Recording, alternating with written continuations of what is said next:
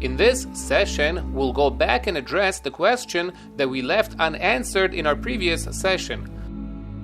Why did this dramatic change in the order of the formation of the circular Igulim and the linear Ve-Yosher aspects occur specifically with the two Partzufim, Atik Yomin and Arich Anpin? In order to understand the secret behind this change in order, we must first learn a very important and fundamental concept in Kabbalah.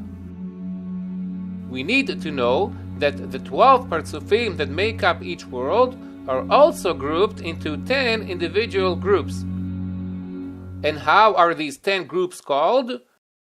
In the name of the same 10 Sephirot that we learned about till now: Keter, Chochma, Bina, Chesed, Gevura, Tiferet, Netzach, Hod, Yesod, and Malchut. And in case you haven't picked up on the revolutionary nuance that we are saying now, I'll clarify that we are not speaking now about the same relationship between the Partzufim and the Sephirot that we spoke about earlier on in our previous sessions, when we learned how each one of the Partzufim is made out of 10 private Sephirot that serve, so to speak, as its spiritual organs. However, now we're saying something new, namely that if we combine together all 12 Partzufim that make up each and every world and look at them as one coherent unit, then when we take this one coherent unit and divide it into 10 subdivisions, as opposed to the 12 subdivisions like we've been doing till now, then these 10 subdivisions could be called by the names of the 10 Sephirot. Does this contradict what we learned earlier about the 10 Sephirot and their relationship to the Partzufim? In truth, no. Why not? Because earlier on, what we discussed was the relationship that each Partzuf has with its own 10 private Sephirot. Namely, that its 10 private Sephirot serve as that Partzuf's spiritual organs, so to speak. However, the 10 Sephirot that we are currently talking about are not the same personal organs that every Partzuf has, but rather these are the 10 parts of every world, as these general parts are also called Sephirot. Pay attention to this difference and do not mix between the 10 private Sephirot that every Partzuf has and the 10 general Sephirot that every world has. Having said that, we obviously have to polish up our definition of the concept called Sephirah. And indeed, since we just learned that a Sephirah is actually a flexible term, as we find both private and general Sephirot, we'll now go ahead and define the 10 Sephirot as the 10 spiritual sections or 10 spiritual slices that make up a greater spiritual element, be it a Partzuf, or an entire world, or any other spiritual element. In fact, even a Sephirah can be divided into 10 private Sephirot, and those 10 private Sephirot can also be divided into 10 more private Sephirot, and so on and so on. In fact, we can even go as far as to take the entire creation that the Ein Sof emanated inside the Halal, i.e., beginning from Adam Kadmon and all the way down to Olam Ha'asiyah, and look at it as one coherent unit. And as we find in the writings of the Arizal, we can proceed to divide the entire creation into 10 Sephirot, which could be looked at as the 10 slices of the entire creation, so to speak. Remember this great rule, as it clarifies many possible confusions in the teachings of the Arizal. And based on this important rule, we can now go back and answer the question that we left off with in our last session. Namely, why did the change in order occur specifically in the two top Partzufim of Olam HaAtzilut, Atik Yomin and Arich Anpin? The reason for this noticeable change was because, in truth, both Atik Yomin and Arich Anpin actually make up only one general Sephirah in Olam HaAtzilut. And when we inspect things even closer, we find that these two general Partzufim are actually comprised of 4 private Partzufim that together combine to make up this one general Sephirah, namely Atik Dechora, Nukvei de Atik, Arich Dechora, and Nukvei de Arich. These 4 private Partzufim combine to make up the general Sephirah called Keter of that particular world. Having stated that, we certainly need to clarify the implications of what we just learned about how Atik, Yomin, and Arich Anpin combine together to make up the Keter of that world. But before we do that, we'll first illustrate how the rest of the Partzufim are divided amongst the 10 general Sephirot that make up each and every world. And as we know already, following Atik, Yomin, and Arich Anpin, then come the Partzufim called Abba and Ima. Together, these two Partzufim combine to make up the Sephirah called Chochmah of that world. Following them, then come the Partzufim called Yisrael Sabah and Tevuna. They combine to make up the Sephirah called Bina of that world. Then come the Partzufim called Ze'er Anpin and Leah.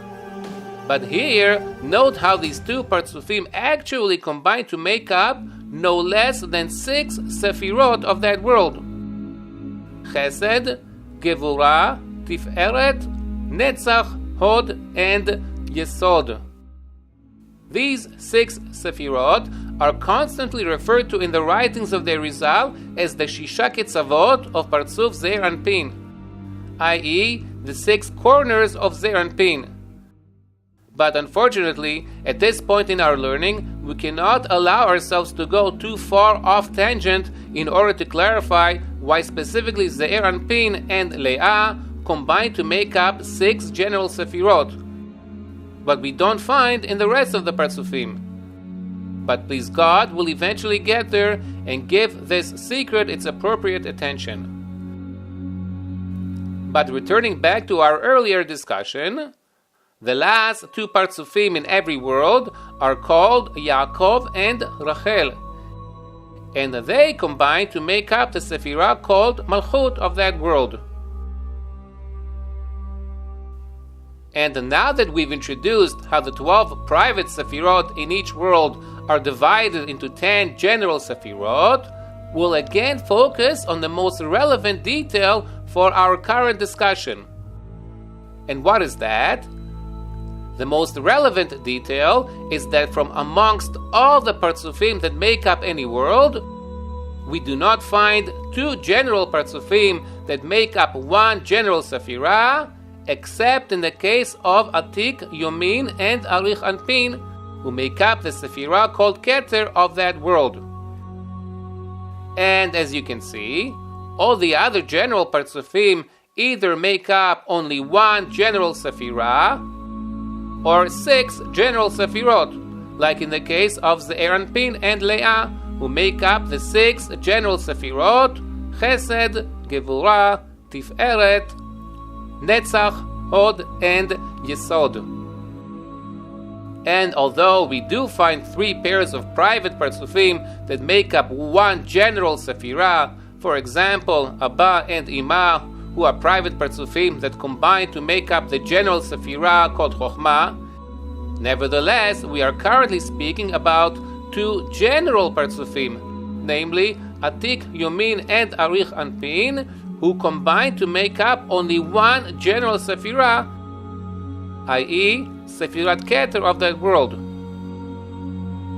Now, we're ready to appreciate that this is actually the reason for the above-mentioned change in order that took place specifically in Atik, Yomin, and Arich Anpin, where all their circular Igulim aspects were formed before their linear Ve-Yosher aspects began to be formed. And why was that? Because after all, both Atik Yomin and Arich Anpin are actually one general Sephirah, inasmuch it was only natural that all the circular Igulim aspects of that one general Sephirah were formed together, and only then came the turn of the linear Ve-Yosher aspects of that one general Sephirah to be formed as well. But perhaps an even better way to explain this phenomenon is as follows. Since Atik, Yomin, and Arich Anpin make up one general Sephirah, therefore the Creator considered them as one Partzuph, so to speak, as opposed to two Partzuphim. And the author already taught us the rule that states, Igulei kol ha-Partzufim kademu leyoshram, i.e., the circular Igulim aspect of each and every Partzuph preceded its linear Ve-Yosher aspect. And in case this fine qualification has not yet settled in your mind, I'll not only recommend but also ask of you to please rewind and replay these last few minutes of film again and again until you too will merit to see this secret in the eye of your mind.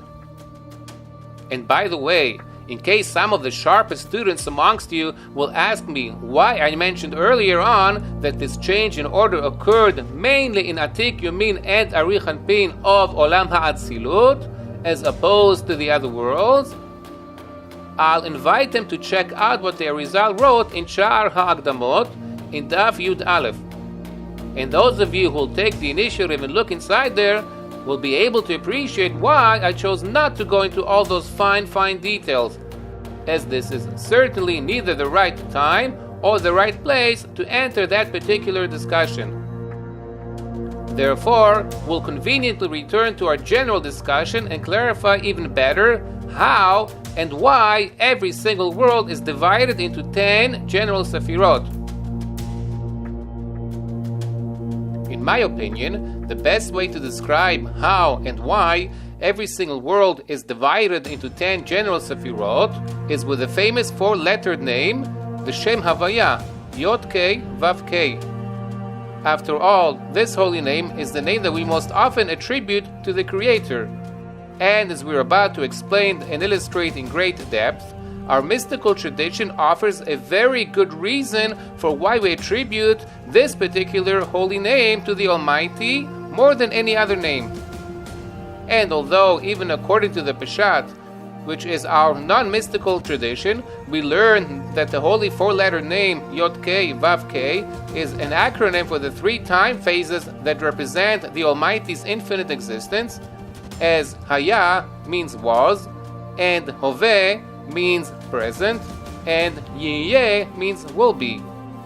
Nevertheless, it is mainly in our Kabbalistic literature that we begin to truly understand how the infinity of the Creator is alluded to in the holy 4-letter name Yod K, Vav K, as we are about to demonstrate in more than one way in our next session.